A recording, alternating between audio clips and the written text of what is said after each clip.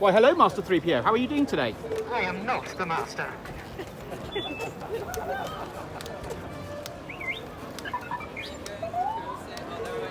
Surprised to be here. You know, I wasn't supposed to be in there, was I? I was supposed to be dead. But I've been resurrected. With the voice of Ian McDermott. J.J. Abrams assured me that I wasn't going to be your friendly pal. So hey, baby. You'll be assured I haven't been resurrected as an evil. What was it like with the resurrection? So I had to get used to that. Literally flying around the top of the studio. But it was great fun, and I got to work with only two, sadly, but two of the best actors in the movie. Well, you have a great time. Ian, it's an absolute pleasure talking to you and listening to your incredible voice. We will not hold you back anymore. Lots of fans want to speak to you. Have an amazing evening.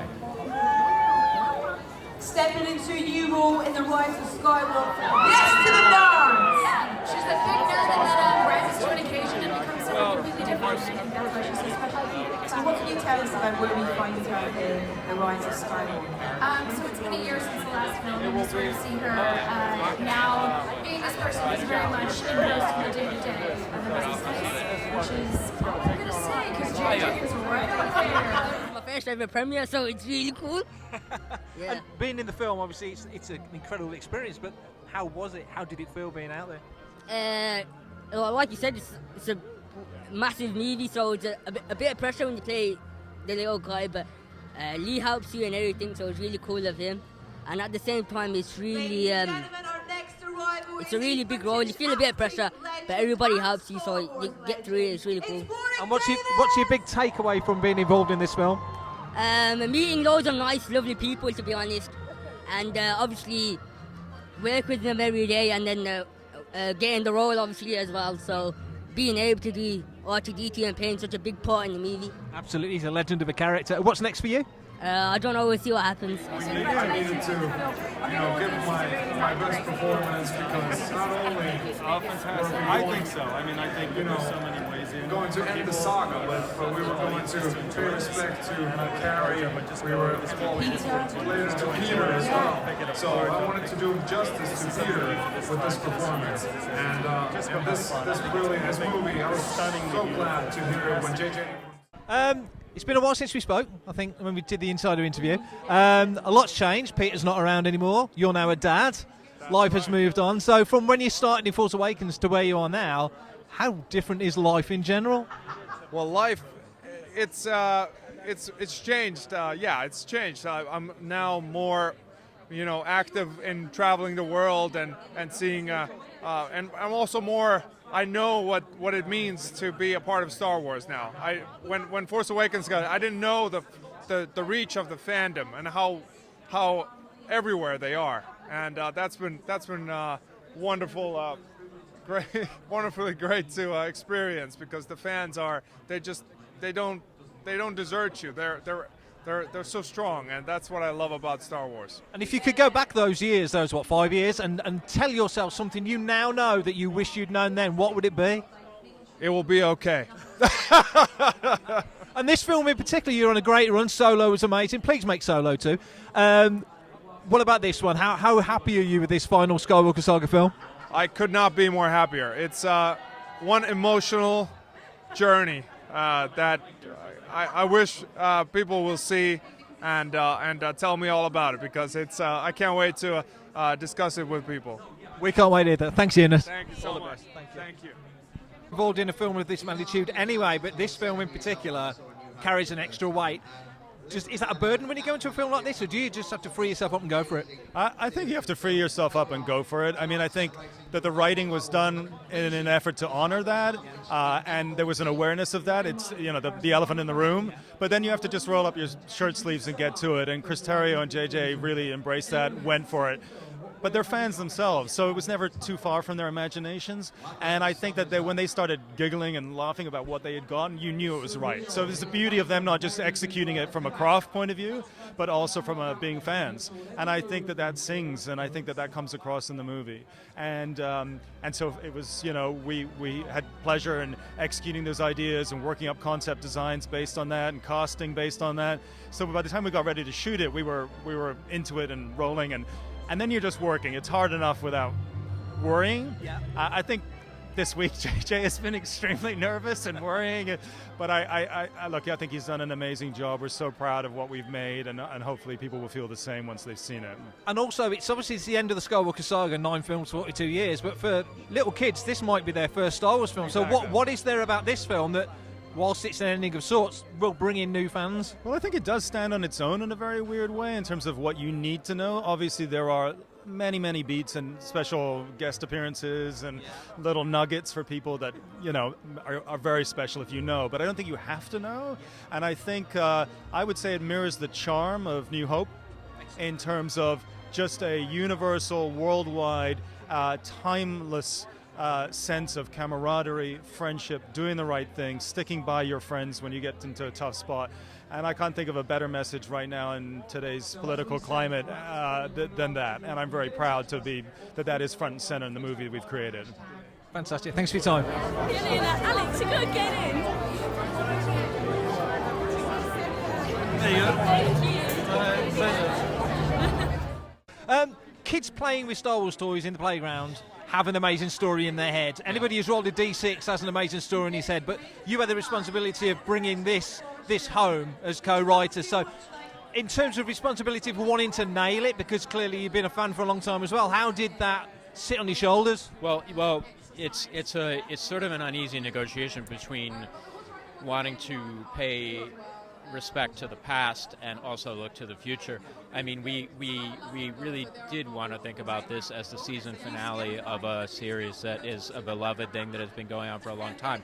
And so we wanted you to have the sense of previous seasons, you know, the previous characters, but also to have a sense of something new. But you know, it was tough. Every day going to work was joyous, because you know, your job is making Star Wars. How could that not be joyous? And we never forgot that. But you know, we had our rough days and our wrestling matches and our arguments for sure. When you're rolling the story around, because it's a big nut to crack, you must have had 1,000 options and 1,000 different ways of. How did you whittle it down to come to the conclusion that you did? Well, we just came back down to the feeling, and we thought, you know, Star Wars it's a big galaxy and there are a lot of bells and whistles, but what it comes down to is a family saga and the love of a father for his son and the love of friends for each other. And so whenever we were sort of at sea and thought that, you know, we could go in a million different directions, we tried to pull it back down to the character stories and to the human feelings, or the non-human feelings, because so many of the characters are not human. But yeah, just down to the basic feelings. And you've brought the Skywalker saga home. If the opportunity ever came along to do more, you'd clearly be happy to do it, I assume? Well, how could... I don't think it's in my future necessarily, because I know they're going in all kinds of new directions. But of course, who wouldn't want to live in Star Wars for a longer... Yeah. Brilliant.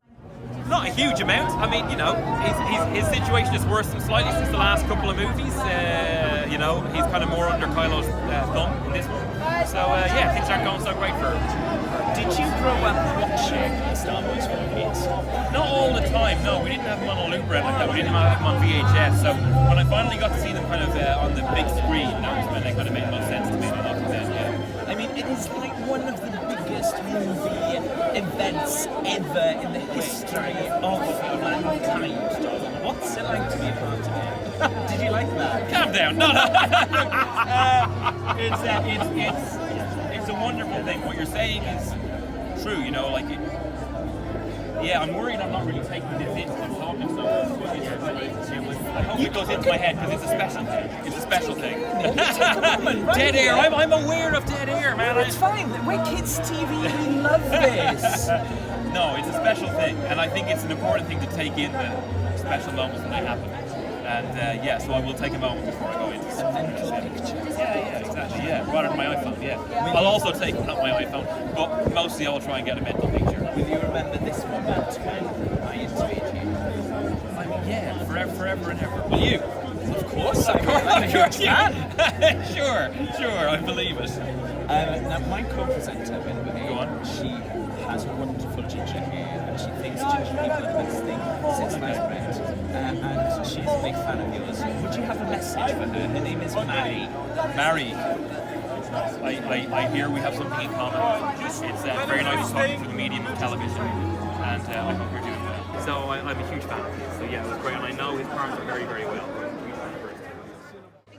Time for one quick question? Sure. You must have been like a kinder candy store in this film. Have you enjoyed it as much as you thought you would enjoy it? I loved every second of it. The people who do it really care about it. They make it with great care, great diligence, and great love. And so that's been a privilege. Yeah. What's your biggest takeaway been from all of this, the whole experience? I don't know yet. I haven't seen it yet. I'm waiting to see it for it to feel over. So I've got a feeling I'll feel slightly differently in a couple hours' time. Thank you very much.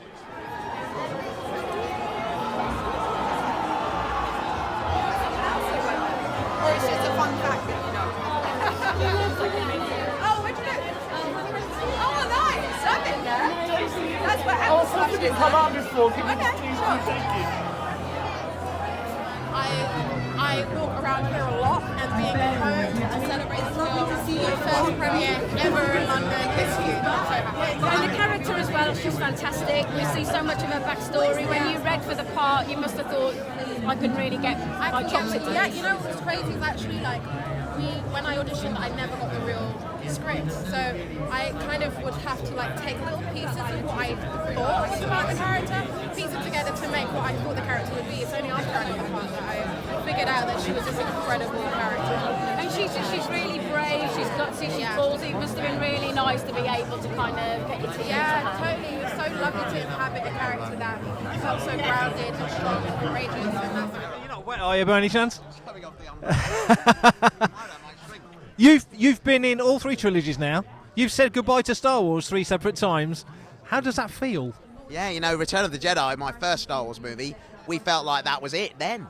And then, of course, then the prequels came along, and now we've had these newer movies as well. And yeah, it's more poignant tonight, though, I think, because it's obviously the conclusion of these 9 films. We won't be making any more Skywalker Saga films.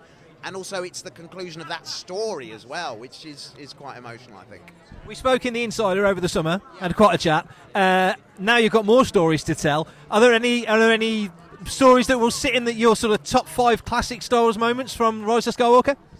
I mean, there's loads of memories, and I've got to dig deep to find them again. I mean, there was so much going on that film for me, and it's really always about the people. It's about the cast and the crew that you work with, and those people being, you know, obviously rich and steeped in Star Wars history themselves. Some of those people I worked with when I was 11, you know, and here I am working with them all once again.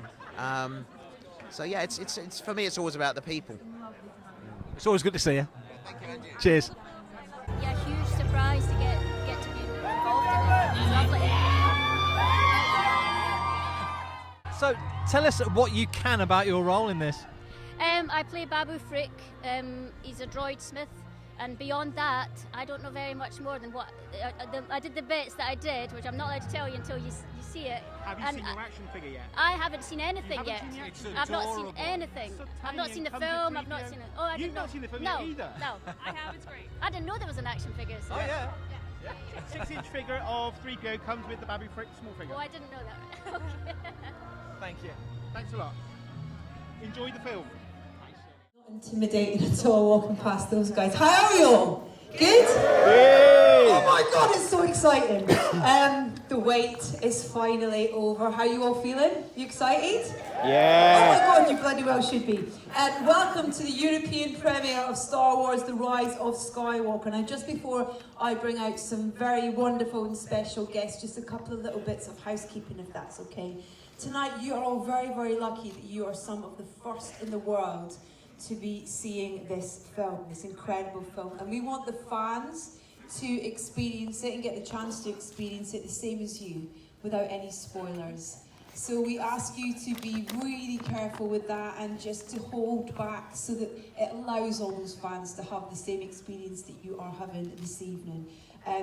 Disney takes piracy very, very seriously, so tonight's security, these guys, will be monitoring any use of recording devices, so please make sure that your phones are turned off, please. Right, without further ado, it's my absolute pleasure. Please give a massive London welcome, first of all, the wonderful producer and president of Lucasfilm, the extraordinary Kathleen Kennedy. Your team from SCREENWRITER, TERRIO. Producer Michelle Ridgeway.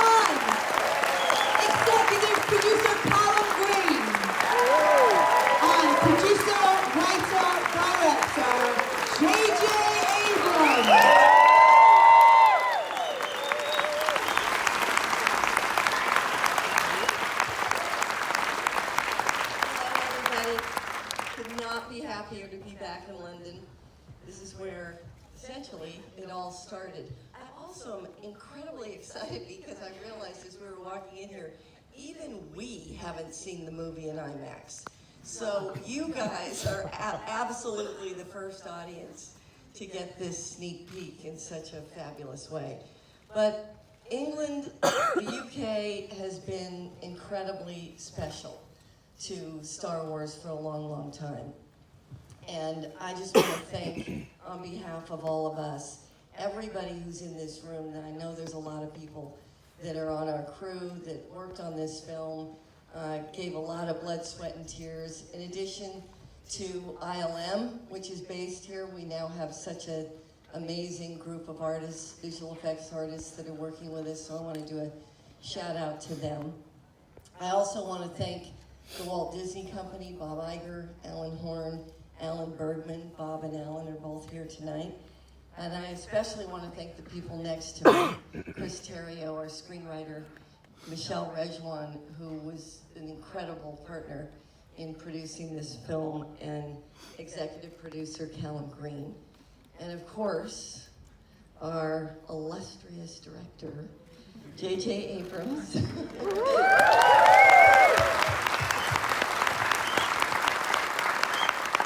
We started this trilogy with J.J. and we're completing really what is a 42-year storytelling experience, and I think you're in for a real treat when you see what he has accomplished. So I'll let him introduce more. Oh my God. Thank you. Sorry. I brought my own. First of all, I'd like you all to refer to me as illustrious. Because I think that's how we'll get along. I cannot thank you enough. Thank you, Kathy, for hiring me, and also for that lovely introduction and everything else you've done along the way. Chris TERRIO, a mind like yours I've never met. You're just the greatest person to be in the trenches with. And Michelle Rejwan, who every day asks the question, is that good enough, really? And sometimes we said, yeah. No, we didn't say yeah. Well, what do you mean? And we had a conversation. Let's show it, shall we? No, I'm kidding. I have no footage of that conversation. CALLUM GREENE, an amazing executive producer. This is a hand warmer. Someone gave me a hand warmer because it was cold outside. It is crazy cold outside. The thing I want to say is being back in London is a very bittersweet thing because it's the greatest city, and we had such an amazing time shooting here, and are so grateful to everyone who worked on the movie, and many of you are here. And at the end, if you happen to stay for the credits, there are thousands of names you will see, and many of those people are here and just did the most extraordinary job, and we could not be more grateful to all of you.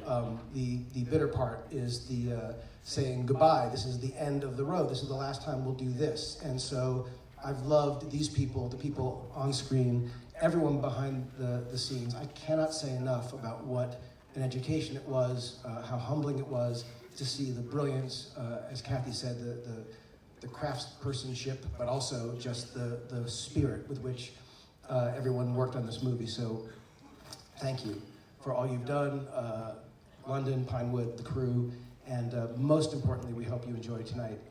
We're thankful to all of you for being here, so thanks so much. Cheers. Oh yeah. Let's meet some people who we filmed. Ladies and gentlemen.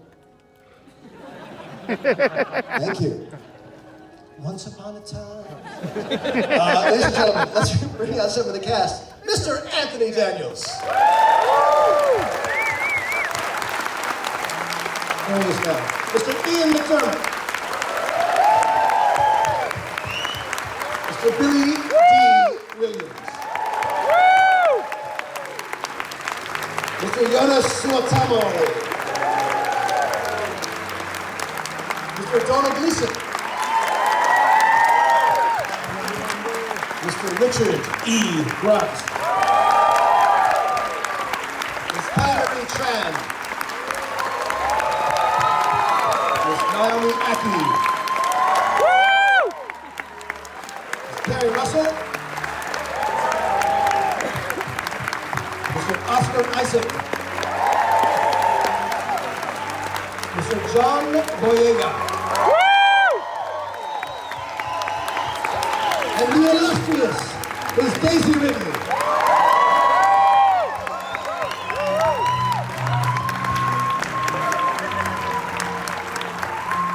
Ladies and gentlemen, I give you the cast and filmmakers of Star Wars, The Rise of Skywalker!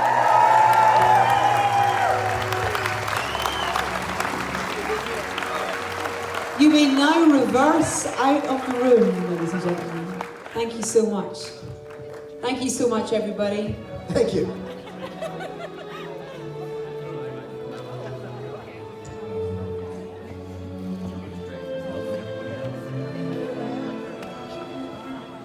And now, without further ado, ladies and gentlemen, please sit back and enjoy Star Wars, The Rise of Skywalker.